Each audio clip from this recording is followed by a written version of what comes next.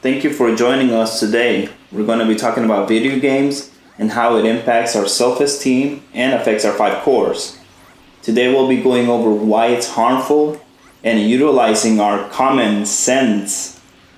Like and subscribe as always, and make sure to share to anyone as well as commenting anything you'd like me to cover.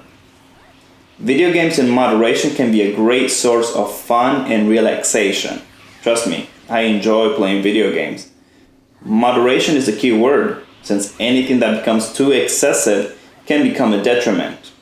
I used to be that person that pours so many hours into gaming, and luckily things have changed for the better, especially now that I have a huge responsibility, which I'm grateful to God every day. Becoming obsessive with someone, we can all agree, is a harmful attachment to someone, and it is exactly what video game obsession is. Being addicted into a virtual world can affect us drastically, and when that imaginary world is gone, we lose our purpose. I used to be a huge fan of Dark Souls games, and when coupled with anger issues, raging was out of the roof.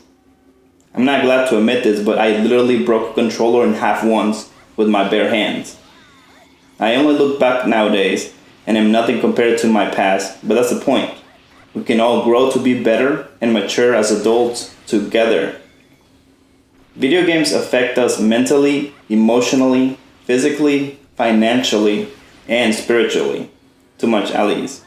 I hope you downloaded Dragon Ball Z Kakarot, by the way, because I'm definitely playing it. So much fun. In today's world, video games in the multiplayer space are very toxic, especially with games that are free but pay to win and teabaggers running around rampant, not to mention hackers, as well as what's meta being the main go-to. It's a great source to accumulate anger to something that isn't even real. Can you imagine wanting to harm someone that you've never met over a video game? I'm sorry, but if that's your mentality, you definitely need to disconnect and seek a therapist. Video games impact our mental capabilities. Let me ask you something. Can you imagine dedicating your entire living room to fill it completely of irrelevant stuff that just prevents you from even getting in bed or moving around? Well, that's exactly what our mind is. Cluttering your mind with useless information just prevents you from being successful in life. Our minds are very valuable, believe it or not. You decide what you want to train it with, and it will make wonders. But stuff it with hamburgers, and it'll become deficient and will ultimately push you down as well. Going back to video games, if you aim on making it your career and you know not to take things personal, sure, make the most of your talents and don't forget to disconnect every once in a while. But if you find yourself only doing it for fun without a real purpose behind it, you're just wasting your time. Time will pass, and before you know it, years have gone by and all you've done is nothing. Take this as a wake-up call, and it's never too late to make something of your life. But if we continue draining our brains on something unreal, we'll be having so many regrets in the end. Seek help with family and friends that support you. Start going to the park and disconnecting from this virtual world that is consuming you. Video games can greatly impact our emotional state by isolating us from the real world, as well as allowing us to fall into a state of dependency. Letting go after playing every day while avoiding any help or seeking social interactions can kick us into a depression that can extend to harming ourselves. We need to be aware of how much we consume.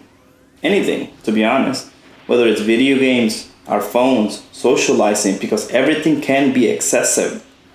We need to know how to set limits, be disciplined. Keeping your five cores in check can allow us to see the bigger picture and strive to improve by working on improving ourselves every day. I don't just talk because of what I hear others go through or the news, but because I've experienced many things myself up to the point of hitting rock bottom. And I'm here to tell you that there's hope. So keep pushing yourself. And a year from now, you look back to realize you're nothing like the person you were. Going off topic, but video games can affect us by pushing our anger so that we no longer control it and thus affecting our relationships. Everything then becomes a snowball effect that accumulates. The more you ignore it and destroys everything in its path. Gaming physically impacts our body, especially since many require us to sit around. We are unaware of our posture, which you'll understand the effects until your old age, but it's something that we can correct now. We can forget about eating properly since we're hooked and most likely to go for something fast if not frozen, which we need to realize that eating healthy can't be ignored. A salad won't fix things instantly because we also need to exercise our bodies as well, which coupled with long extended sessions can only cut out our time from doing healthy activities. The best feeling is going out in the park and enjoying the beautiful weather. Taking a nap under a tree is the best way to relax. Seeing your connection with nature and seeing the value of life instead of being connected where hours go by and there's no real accomplishment. I've heard many become disappointed with where they stand but don't take any actions towards actually reaching their goals. It's not easy, but we need to find purpose to truly make our dreams come true. We need to work towards improving our health because that's something that can't be ignored overnight and with years of neglect can affect everything including our life. Even if you only take a walk around the neighborhood, it's a start worth taking and that can grow into finally going to the gym, if not making a home routine instead. Video games obviously hits our finances hard, especially in today's era of live games which demands money through microtransactions and expansions. Gaming nowadays is only centered around business. We're all just profit, and many are realizing it. They're waking up from this harsh nightmare and realizing their true worth. We need to continue on that path and push so that gaming is something fun again, not centered around meta or requiring money to win. We don't realize how much money we pour into gaming, which is how we end up without an emergency fund. We forget that we have a higher purpose in life instead of working our 9 to 5 so that we can buy the next thing. Think about something and carry it with you every day. If you get paid 20 and a game is 70, then you're really working 3.5 hours of your life in order to buy a new game, and not to mention cosmetics. Your time is more valuable than you think.